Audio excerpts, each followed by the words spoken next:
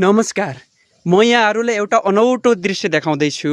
यो ढुङ्गामाथि केरा फलेको कस्तो अचम्मको कुरो। हुने बिरुवाको चिल्लो पात भने झैँ आखिर हुने रहेछ।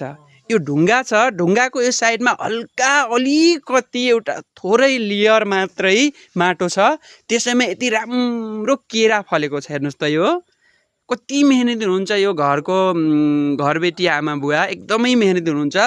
आखिर गरेपछि त के असम्भव रहेछ त, सम्भव रहेछ नि। ल हेर्नुहोस्, यो ढुङ्गा हो, ढुङ्गाको यो साइडमा अलिकति लेयर माटो हालेर, अब यो हल्का लेयर हल्का माटो हालेर यो केरा लगाएको भन्नुभयो उहाँले। एकदमै राम्रो केरा फलेको छ, हुँदो रहेछ त आखिर गरेपछि त। ढुङ्गामा पनि नगदे बाली अथवा ढुङ्गामा पनि बाली लगाउन सकिने रहेछ भन्ने एउटा यो ज्वलन्त उदाहरण हो।